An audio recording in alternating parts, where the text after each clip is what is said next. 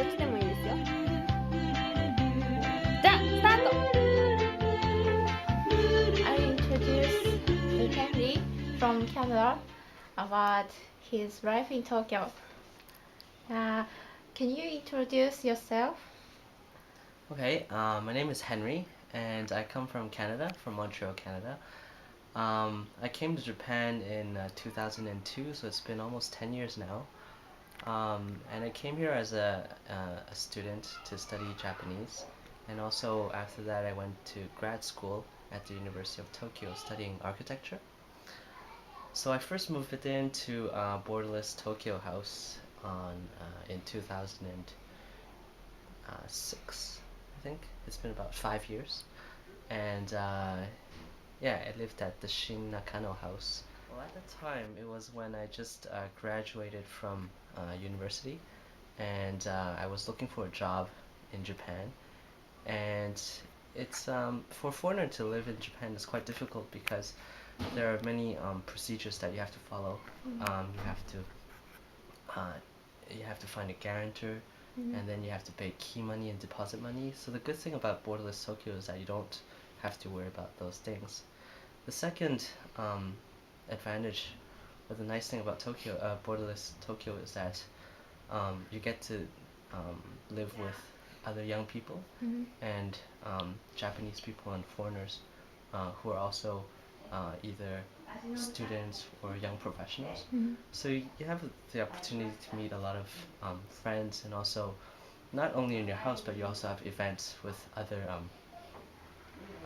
houses, like the barbecue, and then you have the festival. So there's a lot of opportunities to exchange and communicate with different people of different nationalities and different backgrounds. Well, the good point about, especially where I lived at the house called Shinakano, and I found work.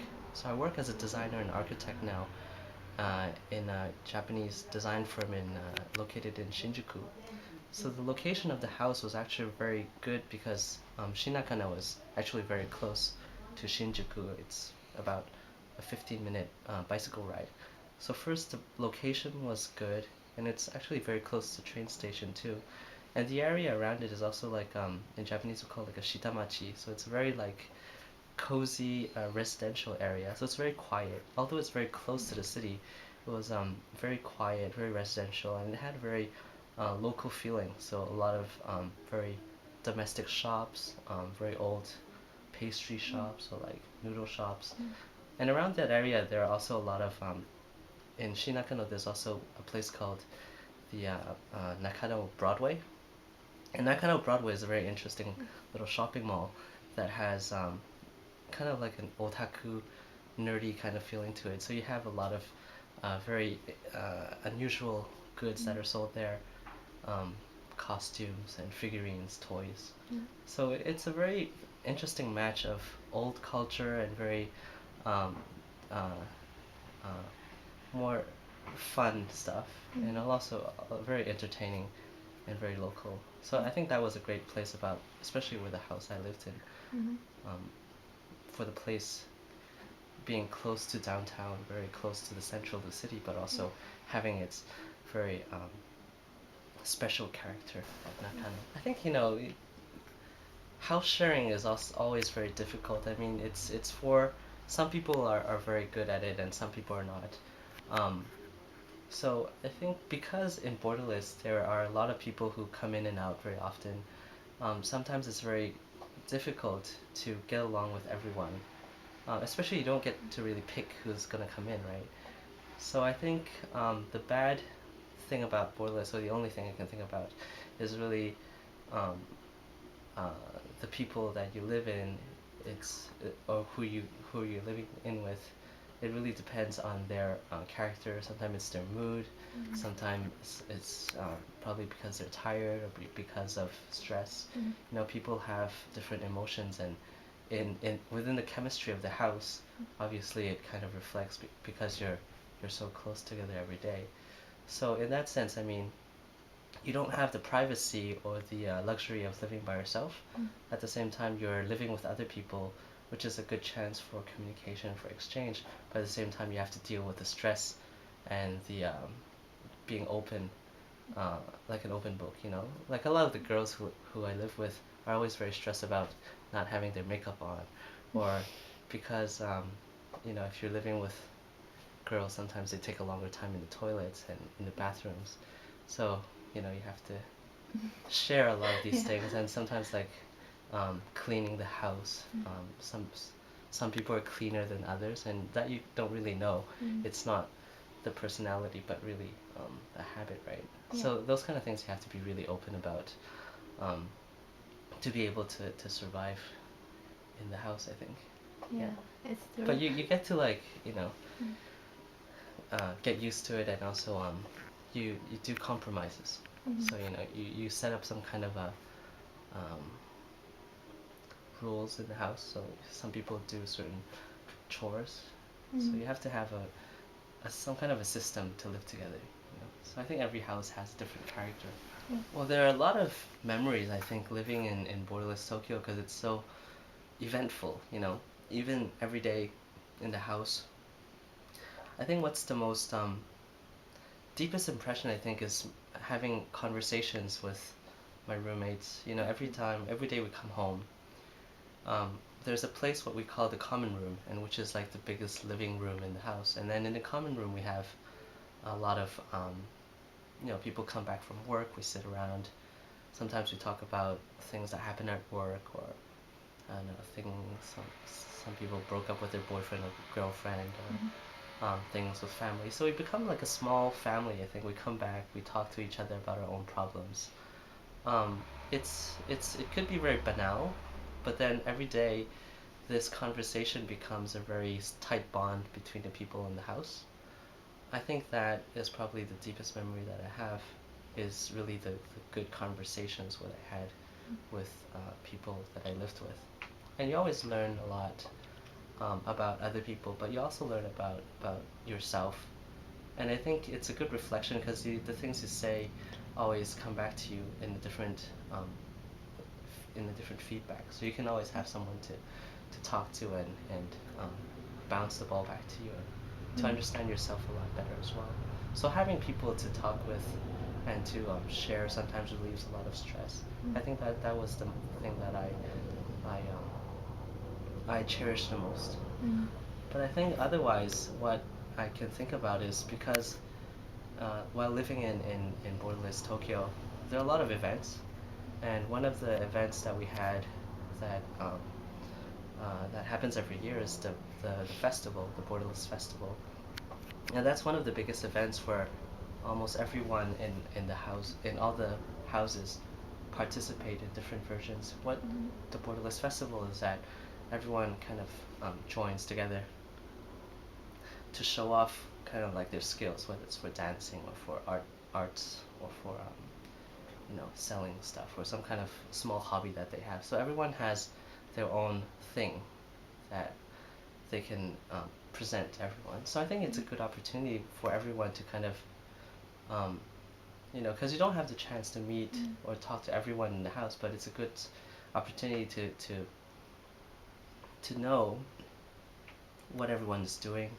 And obviously everyone is very different, because everyone coming from different background, from different countries. Even in Japan, they're from all over Japan, right? So I think Borderless Festival was also something that was very special to me, I think, because, you know, it was a good chance to meet all of the other people from the other houses. You're right. So in a house, you can feel like a family, but also in a Borderless-Tokyo, you can feel like a big community. Correct. Yeah, so I think, you know, the house itself, we're 8 people, but I think the whole population of Borderless around 80 or something like that. So I mean, it's everyone shares the same affinity for I guess, you know, the reason why people want to live in Borderless-Tokyo is because they like to exchange, and they like to talk to people from other countries. So people are very open-minded, I think, in general. So when all of these people come together and we have this small community, we share the same affinity for a global village, you know. So we think that we're not divided into different countries, but actually we live in the same planet, and we are just divided by distance, but not by borders, right? So that's why we're borderless, right? So I think in that sense, I think that's very special. Yeah. Well, for people who are new to Tokyo, it's gonna be a very big culture shock. I think for a lot of people, especially from people coming from Western countries, I think coming to Japan is a big change. So I think you have to be very open-minded. And the nice thing is that if you are planning to move into Borderless-Tokyo, or if you're contemplating in finding a place to live, Borderless-Tokyo is very helpful in that sense, because they have the resources and they have the experience of dealing with people who are from abroad. From my own experience, is that when you first come to Japan, it's very difficult to find a place to live, because there's so many rules in renting apartments in Japan. Because you have the guarantor system, you have key money, deposit money. So the first month, just trying to contract an apartment in Japan is actually a very difficult task if you're not from Japan, or if you're not used to the procedures. So in that sense, I think Borderless-Tokyo is very helpful. And then if you're already in Japan, and if you're thinking about moving into Borderless-Tokyo, the advice is that, well, I think it's a great opportunity to meet friends, to meet people, and to exchange ideas, and you know, to also see if you can live with other people. But the advice is, I think you should have an open mind, keep an open mind, because like I said, I mean, it's not always easy to share a house with other people, but at the same time, you grow, you become more mature. I think you become more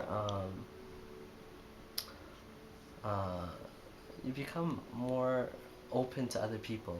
You know, you become more generous. I think you're more able to share things, you know, and not you know, as a person, you just become a more generous and more mature person. So I've been living for Borderless-Tokyo 5 years now. The message I wanted to give the staff, Seiji-san, Shinobu-san, Chihei, and Yuka, is that, and all the other share-mates and my roommates at Shinaka House. I mean, my roommates, first of all, thank you so much for having me, or for coping with all my with me at home. You know, at home, my nickname was Mama, so I was kind of like the mother in the house. So I hope the kids are all grown up now.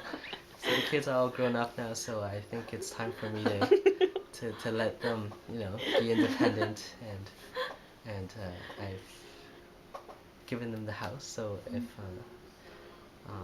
but yeah, thank you for everything. Living together was great. I'm sure for now we will still be able to see each other somewhere.